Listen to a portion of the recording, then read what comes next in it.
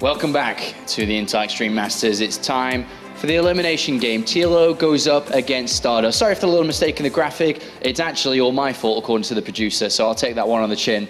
Hello, boys. Welcome to the desk once again. It's a difficult... I don't like elimination games. It's always sad games. Of course But they're so much more exciting. But so much is in the line. It's the end of the road for one of these guys. I like to look more so on the bright side, that one of these guys can continue to fight on. I don't like to think about one of these being eliminated. I'm completely opposite to you. I like the fact that one has to go now. Pack their bags and get on a plane. I don't even think we need to ask Todd what he is going to be like here. He's definitely on the negative side. He's very negative. Yeah, you just want to see this guy leave, right? You want to see one of these go home. No? I don't even need to speak anymore. You just, I mean, you guys are just like bashing me 24/7. Oh, That's come not on, man. true. It's only because we love you. The only guys I want to see pack their bags and leave is you guys, actually. Oh, see, there's the comeback. That's the Todd we know. Let's take a quick look at the bracket here, as we've started to develop the bracket quite well now, as we've had a couple of games, and only 2 are left remaining. Nurture goes through in first place. Awesome result there for the Polish player. But down here towards the bottom, we have Stardust against TLO. Is our current game, and then of course the winner goes up against Patience in the decider to see who will be the 8th player to go through to the quarterfinals. So let's turn our attention to Stardust versus TLO then. This matchup is not a matchup that we've seen a lot in the past. It has happened a couple of times. It has happened in WCS before. What are your first thoughts? You know, Stardust, I talked a little bit about his lack of form earlier. It felt like TLO too, though. Like, I mean, against Nurture, I fully expected him to win. You know, he's the guy that always says that ZvZ is what he loves the most, and now he kind of disappointed a little bit. You know, he creatively lost, so to speak. So now going up against somebody like Stardust, I feel like if TLO's on points, he's going to have a good chance, but Stardust is a little bit of a wild card in this group, because even though he's supposedly not doing as well as usually, he's still like, you know, a guy, you know, tournament-winning caliber player. So it's going to be interesting. Stardust, I mean, we talked a little bit about it earlier on, but he's going through a really rough period right now. I mean, this is the first time he's actually come on stage. It's the first time we're talking with people back at home, but he's going through a really rough period in his career, probably, if not the roughest part he's ever been through. I mean, he just got knocked out of WCS, and come to think, obtaining a visa to play in WCS, to not being able to play in Season 1 because it wasn't ready yet, to then get a top 8 in Season 2, which is back on track, but then to fail in challenges, a big upset for against him. an American player. Against an American player. Get off my lawn, man. But, I mean, all hope is gone for BlizzCon now. But being so far down in the ranking, you just can't pick up... You'd have to win every single international tournament, and we know the percentage of that happening is so low. Yeah, I'm not sure what happened to him. It just kind of felt like he was a little bit out of practice, maybe like some kind of, you know, mental problem with like maybe getting too many losses or practice-wise, but he's, again, not doing nearly as well. So like somebody like TLO, though, I don't know. I feel like both players in their primes, it would have been a big match, but now they're not in their prime. So I'm not sure. Like, we're supposed to hype this, but at the same time, I want to be truthful. Like, it feels to me, or I mean, correct me if I'm wrong here, but TLO can pick on this weakness now, and it's a perfect opportunity for him to take a victory. And as you said, in the past, maybe this isn't a game that TLO could win because Stardust was really dominating last year. But now, in 2015, a weakened Stardust nowhere near where he used to be. This is TLO's game to potentially take, right? Yeah, I think so. I certainly see the potential for TLO to take this one. No doubt he knows exactly how Stardust plays. He's one of those very aggressive Protosses. It's kind of funny when you look at the bracket of TLO. If he gets through Stardust, he's going to run into Patience, and both these guys are known for their hyper-aggression in the matchup. Well, let's talk about one interesting part here, especially considering Stardust is up on screen. European Protoss style versus Korean Protoss style. This is something that Nurture brought up a little bit before, is that the Koreans aren't quite playing the same as the Europeans. Europeans are all about that 3-base blink play, but the Koreans are playing it slightly different. Yeah, they kind of moved on from there pretty quickly. Parting showed the way for some time over there in Korea, but I think at this point, Classics kind of showed everyone that if you take it late game, you just play like a safe game to late game, absorb whatever the Zerg's doing, just make the perfect death ball, make Tempest counter whatever the Zerg's trying to do in late game. There's no real answer Zerg has late game to a perfect death ball. And this makes me believe here, Todd, that TLO, I think, is well adversed and well practiced against the European playstyle. I mean, he picked up a win against Drogo in the open bracket. But going up against Stardust, this is kind of a very different type of game he's about to play. Yeah, absolutely. But at the same time, as you know, as good as Stardust can be and like can mix in some different builds, it's always going to be fairly cheesy, I feel, a lot of the time. As soon as TLO can pick up any kind of information that will hint onto basically what Stardust is doing, I feel like TLO will be able to narrow it down enough that he's going to be able to pick the right decision in terms of how he's going to be trying to hold it off. I don't know if this stat plays any part in this match, and you can tell me if it's wrong, but TLO against Cream Protoss players only has a 30% win rate in his career, so it's not the highest of win rates, but I think more so form is going to be the more important part to look at, right? More so than this number. Yeah, and to be fair, looking at Stardust, like he's a great player, but I don't consider him as Korean as some of the other ones. Like he's not like he's had his own style for a while. You know, he has been in the foreign scene for a long time, so I feel like he's not, you know, exactly like all the other guys over in Korea, like not like Classic or Zest or any of those guys. He does have a certain style to it, which is a lot more aggressive in general. Just say it, Moonglade. Just say it, dude. Just come on, don't skirt around. Don't sugarcoat it. Mate, I would never say that. Not here, not when he's right behind me. Maybe he hasn't got his headset on yet. He's looking over. Exactly. He doesn't know that He's word. looking over, and he's definitely shaking his head at us, so we should be quiet. Stardust has perfect English, by the way. Todd, last question here before we go to the cast. It's very, very last question.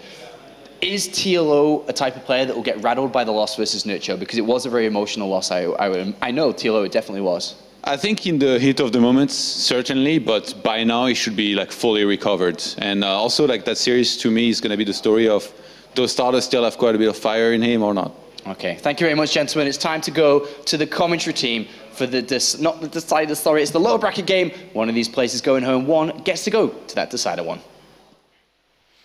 That's right, Sean. And you know what I just realized? That not a single Protoss has made it yet into the playoffs. Oh my god. Oh, time for a balance patch. Davey, I hope you're watching. It's time to give those Colossus double range. It's time for Immortals to be able to blink as well. Oh, yeah. And maybe Phoenix should be able to land, you know, something like that. Just please give us anything, David. Protoss, they're just having a hard time right now, man. I mean, as a Zerg player, I just feel a bit sad because like it's just too easy when I'm playing ZvP. I'm sure TLO feels that way as well. I mean, this is one way to piss off your Zerg fans, or Pick. I don't think you should be making such jokes. Either way, we have two Protoss players left in this group, and TLO, who is going to be the second player to advance from Group D and complete our top 8 at the Intel Extreme Masters Cologne. Let's go ahead and find out as we are loaded in to Coda for the first map of this best of 3. And of course, on the left top side of Coda, we're looking at this creative blue Zerg's base. He's of course representing Team Liquid. It's the Wunderwunsch, TLO. Look at that beard. It's fantastic. Focus in his eyes as always, Dr. Dario. But is his creativity going to be enough to get through his Protoss opponent over here? He has a trickster Protoss. It is Stardust. I've always felt though, whenever you put players like TLO and Nurture as well, it goes for both of these Zergs in Group D, they are very good against these Protosses that rely on their sort of gimmicky timings. And maybe gimmicky is not completely fair, because Stardust has been a very successful player over the years.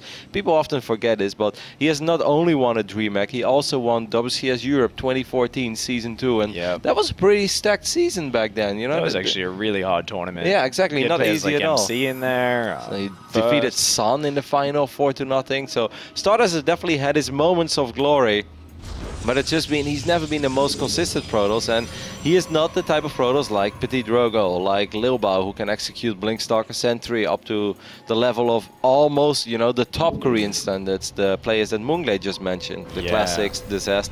But Stardust is very scary in its own way. However, I've always felt that TLO excels in when games go a little crazy, when they go, you know, off what we're expected, off the tracks a little bit. I think in general TLO is very good in managing chaos. Oh, look at this drone hiding from this probe. Oh, but Probe doesn't even go into the main base. He just says, hey, there's no hatchery down. I'm just going to block this. He's assuming there's no early pool there, and then wants to go into the main to check it out, and perfect. That's really cool. Using that Overlord for vision. Nice pickup for TLO.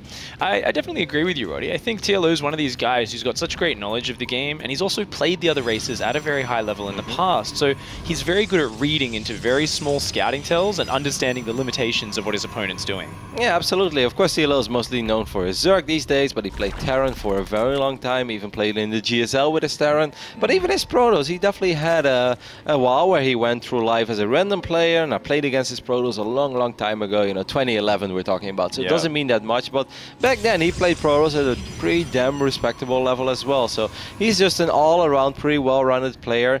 Sometimes falls short against like the most stand-up stuff, because TLO is always kind of the type of player as well that wants to make something happen, so every now and then you watch these type of games where it feels like TLO is just running into this concrete wall over and over again because he's so desperately trying to make something happen and it's not really coming together.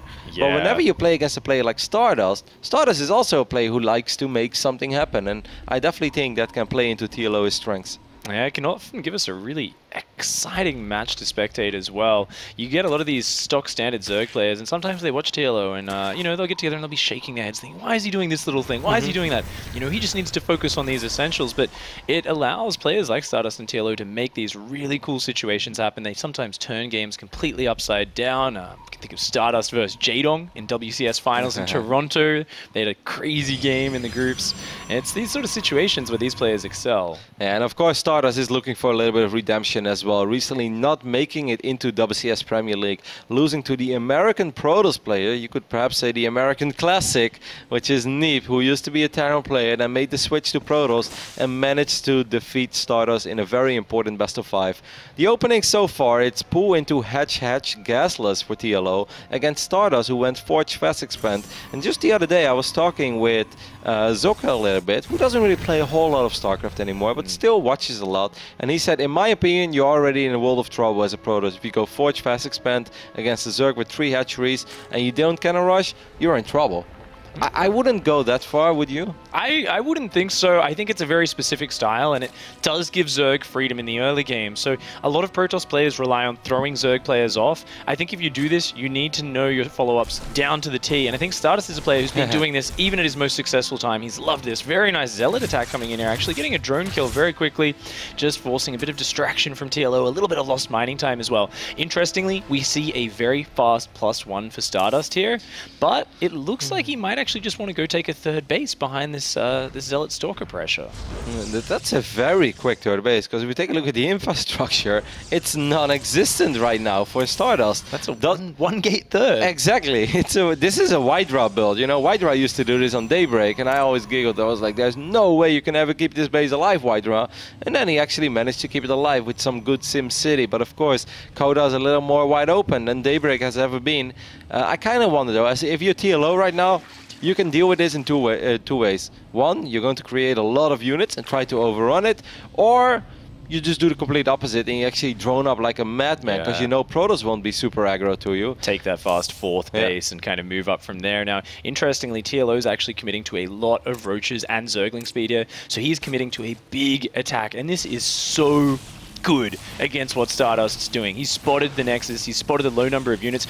Guess what? There's one sentry out with 1 force field. He's going to hit in about a minute's time with a huge swell of Zerglings and Roaches. There's no way Stardust can defend that third base. It's kind of weird that he made the Roaches and then more drones, and then soon he's going to make the Lynx, right? Wouldn't it be more optimal to make the drones and then the Roaches and then the Lynx? This is a little bit of a kind of greedy way of doing it. Basically, you're saying, because my Roaches are going across the map and they take so long to get over there, I can squeeze in just a couple drones and still have a Ling reinforce, but it's not going to be as many Zerglings as he'd otherwise have. So this is not as big a commitment as we usually see, and it means he's going to have to micro really well to get in here and stop this Nexus. I'm not sure how I feel about this, because I kind of feel like either you go all out or you don't do it at all, but this seems like a half-half commitment for TLO. He's going to start working on this Forge, and he might actually be able to cancel +2 for a bit, but it also means he's going to lose the majority of his units. He will be able to get the cancel.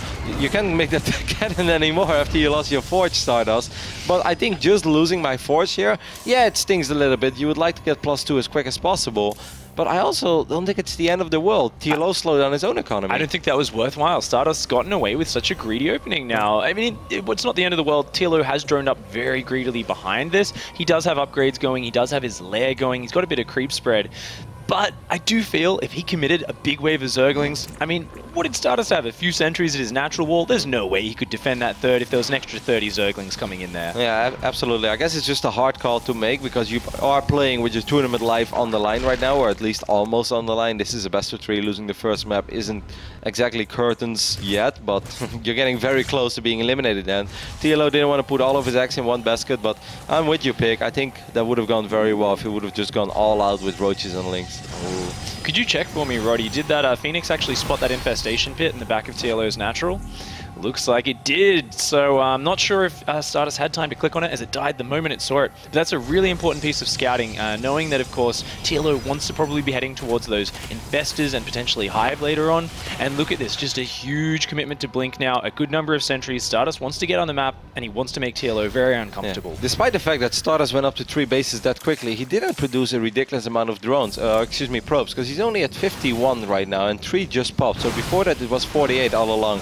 So Stardust is definitely in a position right now where he wants to do some serious work as well, and it's possible for sure because he has a lot of force fields available. We're looking at a time warp as well, and we're looking at a lot of stalkers. TLO needs to be really careful. I'm not sure if he realizes just how few probes Stardust has. He needs to take a very careful engagement here. He can't let his forces get too split up by these force fields, and he's actually supply blocked right now, so this is very scary for TLO. It will all come down to the execution. Maybe TLO could set up a flank, but it's very risky because if one army gets completely force fielded out, then your flank is not going to work anymore. These sentries are suddenly very exposed there. That blink was a bit off from Stardust, just blinking all of his stalkers back and abandoning the sentries. A little bit of an odd move, but he does just have so many stalkers blinking forward on top of the Hydras now. A lot of the stalkers are going down, but TLO, he doesn't have many units here. He needs to keep the bulk of these Hydras alive, or else his damage potential is just gone. Yeah, he's warping in so many stalkers, though. He's doing this off 7 gateways. Stalkers do have +1. He's losing a lot now again with another questionable forward blink. Of course, you could say it's still looking okay-ish for Stardust. He's just killed a lot of drones. If he can get on top of these last Hydralisks, then he can end this right here, right now. But TLO's got more Hydras joining the fray. It's all about that fall of units. If TLO can consolidate and hang on, these Hydras get stronger and stronger as their numbers grow. Yep, just need to attack move right here. Don't right-click on the Stalkers, because if they blink back, there we go. That happened once again, and you lose a lot of potential damage output. So now the fight is indeed snowballing into Stardust favors once more, as he's going to chase a couple of these roaches and Hydras. TLO lost a lot of drones, and just like that, Stardust will be able to win game number 1 on Coda. I gotta say, I think TLO's attack didn't work out. I think you called it. You said it's really weird how he's squeezing those drones in there.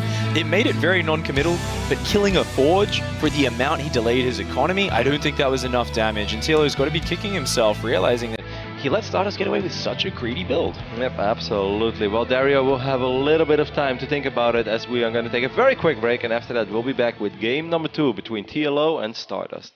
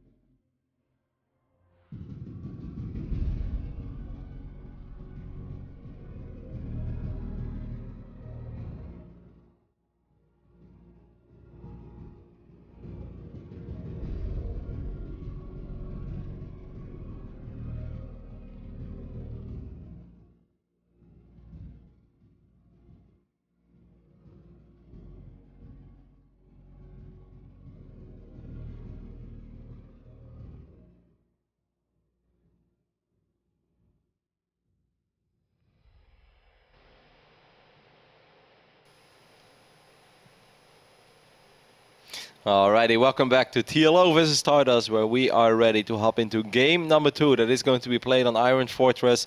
Questionable decision making by TLO in game number 1, and that's not something we're used to. It's so weird because he did spot the early Nexus, and it was right after he spotted that he actually committed to those roaches. So you'd feel like you're really aiming to kill the third there. Now, it's standard to attack the wall in first, force more warp ins there, force them to commit their defense, and then go to the third base, right? But he just didn't have enough units. It was such a small link reinforcer. A lapse in judgment, which we're not used to seeing from TLO. Absolutely not. So you guys can see we are loaded into game number 2, where we're currently looking at the main base of our Protoss, a former WCS and Dreamhack champion. He wants to move on to the quarterfinals. It is Stardust. Of course, that's still a long ways off, because even if he wins this series, he's going to have to get another chance at Patience, who was able to defeat him earlier today. First of all, he does need to finish off his Zerg opponent. Spawning up here in the top left of Iron Fortress, it is Liquid's TLO. You know, Big, it's not to pat ourselves on the back too much, but I think what we said on on Coda, and I was glad that you agreed with me, is like, I feel whenever Protoss does builds like that, there's two ways. One, you go all out on units. Two, you go all out on drones. I feel the moment you're doing an in-between, it becomes very risky, because most of the time, the Protoss will barely have enough to hang in there, and then suddenly they're in a phenomenal position. I was actually talking to Snoot about that build a while back, and we were talking about the difference between, you know, do you build 30 Zerglings to reinforce, or do you build 60 Zerglings? But what we saw there from TLO was like, you know, 15, not even 20 Zerglings, not very many at all. And I think after about 30, 40 Zerglings, you want to be droning earlier than that, right? But that sort of commitment, it just wasn't enough. And the Zerglings really are what wrap around behind the sentries. They're what give you that high damage to focus down something important like a Nexus. Exactly. Like, you looked at that army of TLO, and you look at it and you're like, all right, there's no way this will ever be able to kill a full HP Nexus with Photon Overcharge. If there are 2 or 3 gateway units right next to it, then 6, 7 roaches and a few links will just not kill a Nexus with a mothership core hovering above it as well. So that's why I was still a little bit surprised by it. But hopefully things will be able to get together a little better for TLO in game number 2. Cool opening over here by Stardust. I do like this opening. I like it a little more than the one that he went for on Coda. Of course, on Coda it was more like, I hope you're going to go hedge first. And if you do, I'll probably cannon rush you. But I like this, man. I'm a fan of Nexus first, into Forge, no scout. I mean, you're a game up. Take the risk, right? Get that little edge. If memory serves me as well, Stardust the guy, when he gets a greedy opening like this and he's up a game, he might go back to that classic build we used to see from him all the time, the old Stardust 7-gate. I think, if I remember correctly, the real tell for whether or not that's coming is if we see a very fast Stalker coming out of that gateway. And normally, we will see that +1 kick in before the 6-minute mark starts. He also used to have this trademark double Forge build. You remember that? Like, Stardust always going double Forge. The old, the Dreamhack winning Immortal 2-1 Charge Lot Immortal build off 2 base. That was absolutely crazy. Good old Stardust. Definitely a player who's always had his own approach to the game as well, and I do like that. Like, I love players like Rain and Zest who are just rock solid, don't get me wrong, but it's very nice to see people also being successful with their own ways, and, you know, that always has to be possible, because if that's not possible anymore, then we are, you know, looking at a pretty boring game in the end, because everyone is just going to try to do the same thing and do it slightly better. But it's nice to see people think out of the box, come up with their own creative plays, and that goes for TLO in particular. But even for Stardust, and it's nice to still see him having a lot of success, even though this has been a rough year, of course. Yeah, amazing to spectate is Stardust. Horrible to play against is what we say, because he's such a wild card, throws out those crazy builds, and hey, look at that, 5-minute 10, Robo going down to this natural. That is a very fast robotics facility. Going to be able to do a very fast Warp Prism off that, or a very early Immortal All in. TLO Zerglings coming over though. If they can scout this nice and early by running right up to that wall, that will give him a lot of time to prepare for this. Yeah, much quicker gas this time for TLO as well, so he's getting speed a lot quicker. I think it's going to be down roughly maybe 650. So it's not like a hatch into gas immediately. Oh wait, he cancelled it, right? Yep, he cancelled it over there after he scouted the actually fort.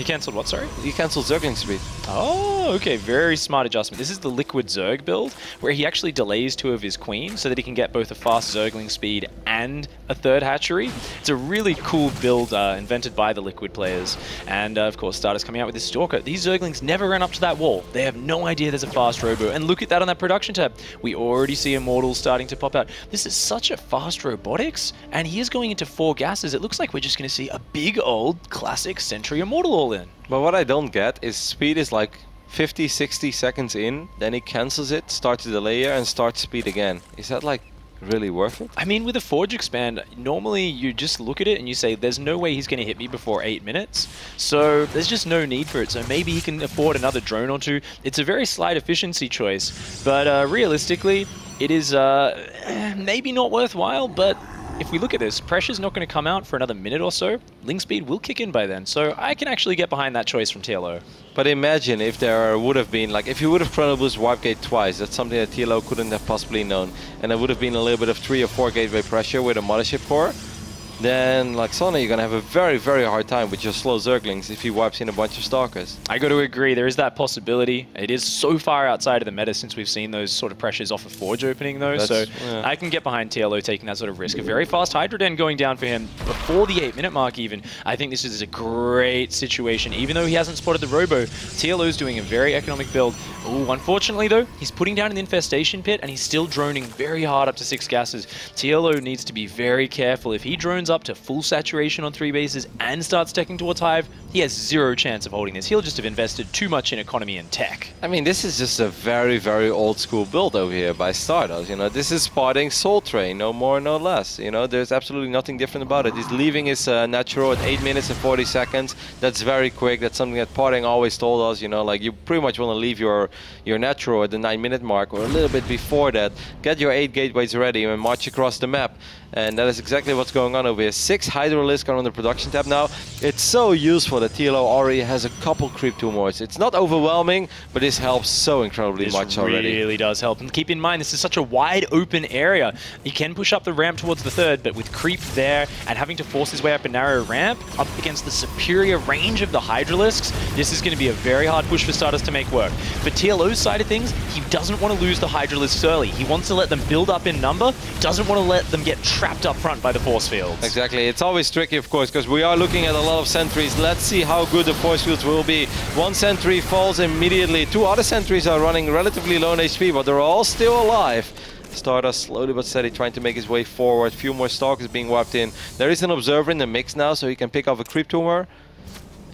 Oh, I love this Hydralisk at the back for TLO. It's just coming in, poking that Warp Prism, trying to annoy Stardust, trying to buy time. And he comes in one more time. Very good round of force fields. TLO pulling drones into the fray. The drones go down in an instant, as do a couple of queens. The supply is so close right now. Oh, TLO only has a small group of Hydralisks. He needs more time. Luckily for him, there aren't many force fields left for Stardust, but those sentries are regaining energy. It's 55 army supply right now against 55. TLO has a lot of units on the production tab. Normally you want to be up in supply as Zerg, but he has so many Hydras that even supply is good. The Warp Prism is probably going to get picked off here immediately. Oh, that's very nice. These Hydralisks, a lot of them are still fighting, but the ones at the front are getting shot down very quickly. There's no energy for Guardian Shield. Oh, pulls back the weakened Immortal. The sentries going into the front of the fray, though. Oh, Stardust losing a lot of his high-value units. Yeah, it's starting to look better and better for TLO. Pushing Stardust down from the high ground. Has to be careful he doesn't chase too far off creep, because these Hydras are slow. They don't have Roach Hydra speed. Oh no, those force fields are great. The Zealots actually paying for their weight in gold, knocking down his Hydralisk count. We were talking about how TLO needs to preserve that Hydralisk count. He needs to let them ball up, and that push down the ramp, those 2 killer force fields, that may have put Stardust in a winning position here. Yeah, it's still pretty damn close. With 4 more Hydras in the way, 1 Immortal running very low. Don't chase. TLO can't chase. You don't have Hydra speed. He has Hydra range, which of course is the correct choice when you're just defending. You don't really need Hydra speed. You do need it, however, when you start chasing units off creep. Oh, he's putting down another creep tumor, and it looks like Stardust is actually withdrawing. But he's still warping in units. He might just be looking to come in from a different angle. Yes, because, well, if you lose both pylons, he also lost the Warp Prism, so that's going to be very tricky.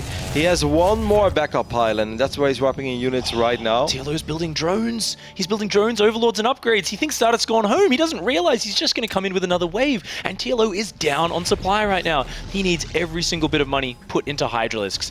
That being said, if he can get a little bit more time, these drones may be able to pay for themselves. He just killed the Observer. That's very nice with either the Spore Crawler or the Hydralisk, so that's a very useful little pickup. That means that these creep tumors are going to survive, especially this latest tumor. That's really going to help him a lot, because now whenever Stardust wants to fight, he really has to step on creep, and I actually don't think he wants to do that. Oh, stops the extra probe that's coming out to build further up pylons with his Zergling as well. That's a really nice pickup for TLO.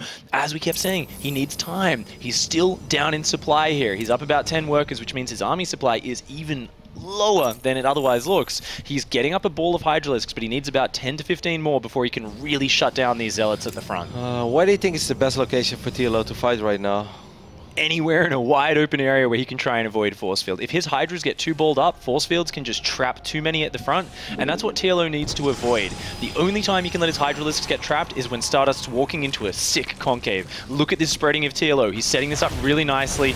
Ooh, it's so hard for Stardust to move in here, but he does just have such huge numbers. He just needs to find a way to make the Zealots worthwhile. Without good force fields, the Zealots aren't going to be good. He has to be very careful that he doesn't start a fight with the Stalker, Sentries, and Immortals in the front, because these Zealots, they just will never participate in the battle. Like this right now, I don't think these Zealots would ever actually participate, so I don't think he should really commit to it. We're looking at 10 Sentries, by the way, a ridiculous amount of Zealots, but these Zealots, they don't have charge, they're not super scary. The supply is a little bit deceiving, because Stardust's army can be extremely counterproductive. TLO starts Hive during all of this. I'm not exactly sure about that one, but maybe. I mean, Blinding Cloud would obviously be absolutely phenomenal against his army, but that's such a risky call to make. Oh, this army is so big from Stardust. There's just so many units here. That's not a lot of Hydralisks. And, oh, killer force fields trap about 8, 10 Hydralisks at the front of the fight. The other Hydralisks are barely fighting. That is the pickup Stardust needed. Look at the supply difference. Up 20 supply. TLO is in such a hard spot right now. I don't know if he can ever get that critical mass of Hydralisks we're talking about.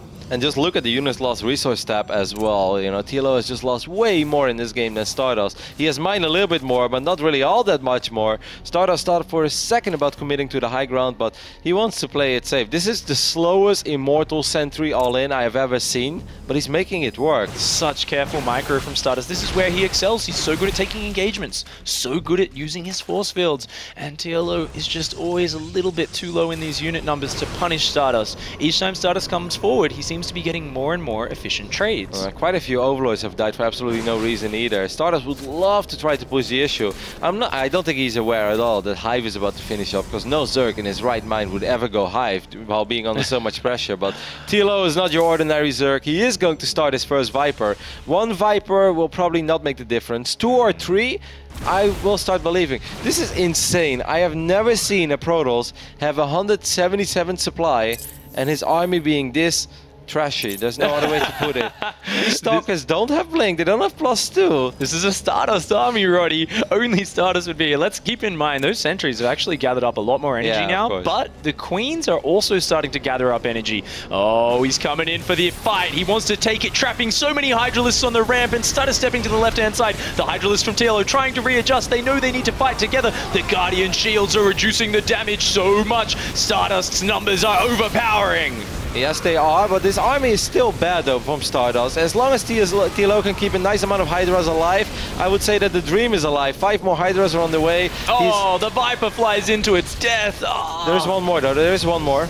Oh, those force fields are very nice, though. Even the Blinding Cloud is pretty damn nice, too. A couple of these Protoss units are not fighting, but it does not matter. And Stardust just had too much. On a certain point, he had 191 supply of Stalkers, Zealots, Immortals, and Sentries with just +1, no Blink, no charge. I have not seen that since the Wings of Liberty days, but Stardust made it work. Stardust is just such a hard player to play against. I mean, he's so unique and he understands what he's doing so well. You've got to take your hat off to him. A tough loss for TLO. It's always hard to go down in one of those games where you think you've held off the Immortal Sentry and it just keeps going. And just a few of those waves of force fields just cutting down those Hydralisk numbers. if I got to look back at where that game really, I think, turned upside down, it was when TLO first chased Stardust down that ramp and lost about 9 Hydralisks off creep down the ramp. And I think if he kept those alive, he would have been able to consolidate those numbers, very patiently defend. And I think things may have turned out differently, but just that tiny mistake. Couldn't agree more. Either way, Stardust will move on to play against Patience. But first, let's hear some words from him as he's on the desk with Sean. Thank you very much, Rotterdam and Pig, of course. Wonderful cast together, boys. Joined here by Stardust, who makes it from the elimination game into the decider match. The first question I have to ask you is about style, more so. This is something we talked about a lot. European players have a very different style to you, to Patience, to some other Korean Protoss players. Yes. Why do you think this is? Why do you play so different? Because different person, yeah. Because different person? Yes. Well, I guess you win, right? And the other guys have lost. In my opinion, it's like European and American Protoss player is more like mind game. So that's why I think. And Korean people want to like stable strategy because they have like ProLeague and a lot of practice for like helping ProLeague. So that's why. Okay, Todd, so you got some questions for Mr. Stardust? While the second game was going on, Apollo was complaining to me that Protoss is, broken and cheesy. What do you think about this? What do you have to say to him? Yeah, man. At the beginning of my Immortal Origin, and TLO sacrificed so many drones. So that's why I pull back my army and then like retreat. That's why. And then if he don't losing any drone, then this game is completely over. I think he, when you pulled back, he expected you to take the third, and he droned a lot, I think. What was it? He added on about 10 extra drones or so, maybe a little bit more? I think so, right? Something like that, After you pulled back, and then he was in a bit of a weird situation. But I think like the turning points to me was when you force-fielded his army, because if he had been everything down, he would have had a chance, I think. But your army is still looking pretty massive, especially for somebody being on 2 base. So do you agree? Protoss is cheesy? Yeah, kind of. Protoss is simple. When you go all in, simple. How so? Just go all in and then win or lose. Win or lose, but we have one more chance. If you fail, then you need to thinking, what should I do? Now. That sounds like a game of gamble, but with great odds. Yeah, actually. And then recently I play some like poker. Then I realized I'm gamble people. So you're a gamble person. Yeah, because for a while I don't try like next expansion without like purge or gate for a long time. And then I just decided I should do this because it gives a lot of pressure and mind game, and this is good like a part for me. So I should using this part. That's my like realize. So a lot of people say that poker and StarCraft II have similarities. I guess you agree then, right? Just at the opening, yeah. Just for the opening? Yeah, poker is your card is not run away, but your army is run away in StarCraft. You can throw in your like army. Yeah, I'm kind of with you, I think. Maybe a little lost. At the beginning, it's pretty similar, okay. I think. They have like 10 different strategy for opening each other. Right. Okay. It's a game of incomplete information, both of them. And then by playing aggressive, you gain some information, I guess is what it means. You have to play Patience next. Yes. And it's a rematch. Last time you lost 1 and 2. I saw the first map. Let me jump in here too. He said, maybe he's lying, but he said it was a really close series and it really could have gone either way. Was he telling the truth or? In the basic, I was very behind, but he make a lot of mistakes. That's why the game looked like pretty close, but it wasn't. Okay, so 2 sides of the story. That's what you said might be the case.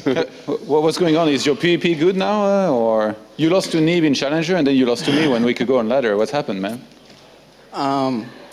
Actually, I lost my passion about StarCraft II for now because I'm living in America, and before I moved to America, I thought I can practice in NA for NA ladder because of their people, so I can practice, but it wasn't because I'm living in middle of like America, and I have a pretty same latency to Korea and Europe, and then that's why stuck in the middle, can't do both. It's pretty horrible. Yeah. Okay. Well, any last questions for Patience? Well, on Patience subject? Just what do you think? How do you think he's going to go this time around against Patience? Can you take him? Actually, like in like 6 months, the peel in the player booth is best. So I can say I have pretty high chance to beat Patience this time. Okay, thank you very much, Stardust. Thank you very much. And he'll be going to the decider match, which is just around the corner. Make sure to go to plays.tv for all the action that you've missed over the last couple of days as we draw closer to the top 8. Will it be Stardust or will it be Patience?